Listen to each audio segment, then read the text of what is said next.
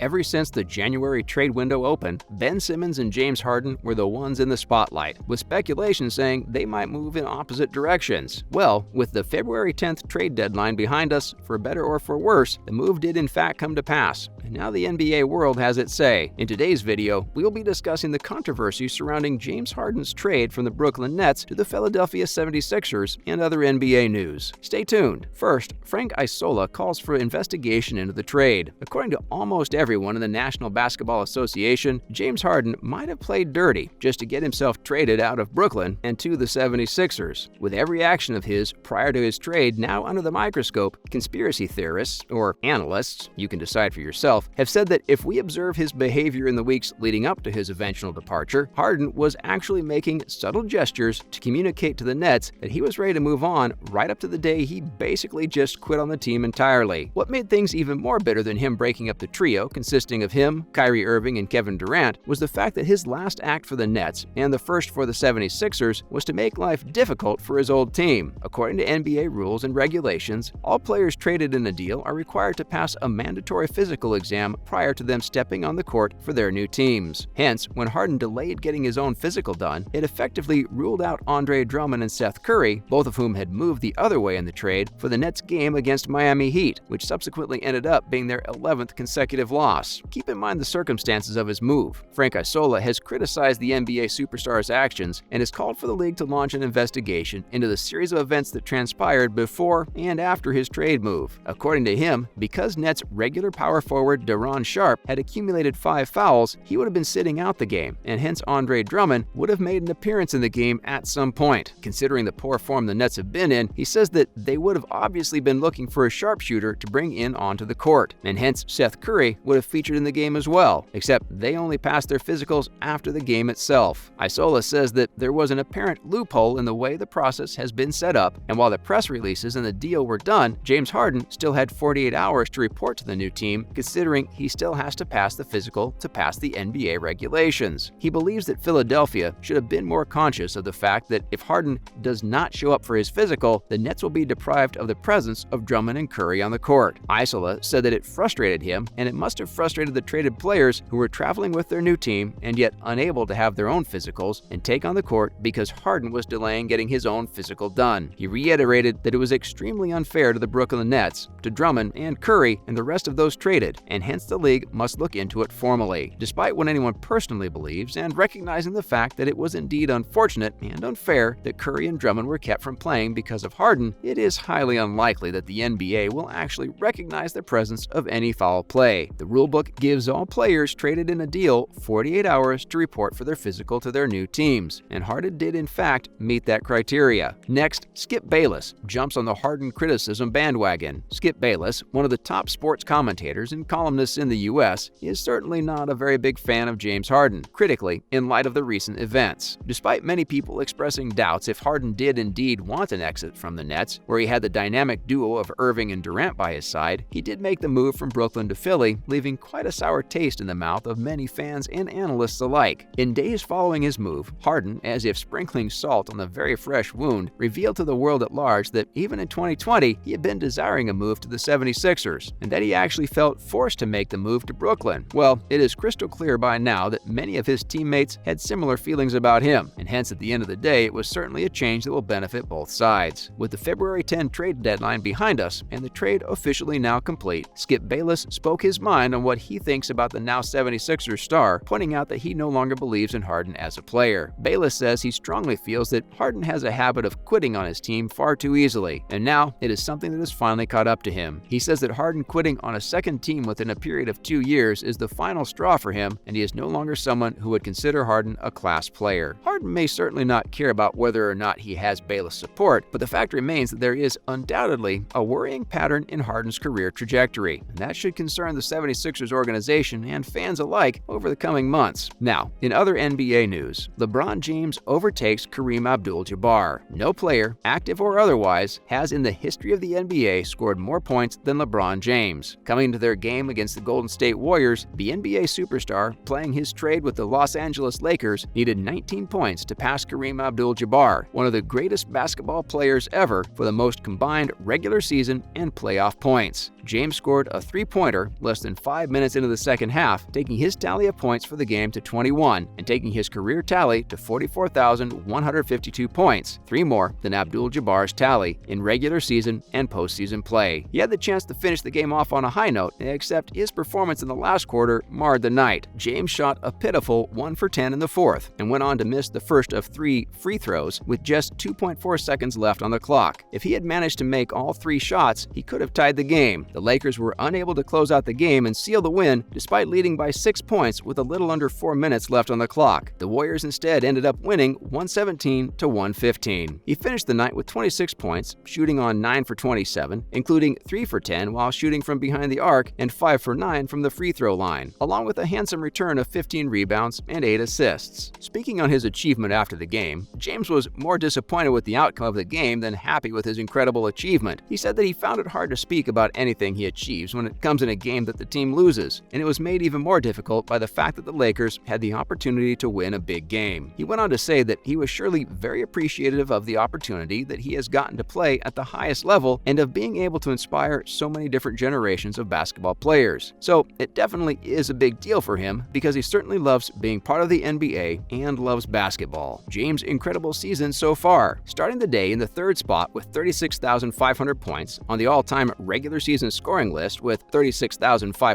points, he is now less than 500 points from overtaking Karl Malone for the 2nd spot and less than 2,000 points from overtaking Abdul-Jabbar for the top spot. He already sits firmly at the top of the all-time postseason scoring list with 7,631 points, having passed Michael Jordan's tally way back in 2017. The incredible achievement is proving this season as an excellent scoring season for him. In the game against the Warriors, he scored 25 points or more for his 22nd consecutive game, making it the longest streak of his career. And even though his incredible return of 29.1 points per game ranks 2nd in the league, only behind the 76ers' Joel Embiid, 29.3, James has not played enough games up till now this season to be able to qualify for the scoring title. At 29.1, it is the 4th highest scoring average he has maintained in his incredible 19-year career, and the highest he has averaged since the 2009-2010 season, when he put up 29.7 points while playing for the Cleveland Cavaliers. That's a wrap for this video. Will we see Harden stay put at the 76ers, or will he prove Bayless right by moving at the end of the season again? Let us know in the comments below. Make sure to give this video a thumbs up and subscribe to our channel for more videos like this. See you in the next one.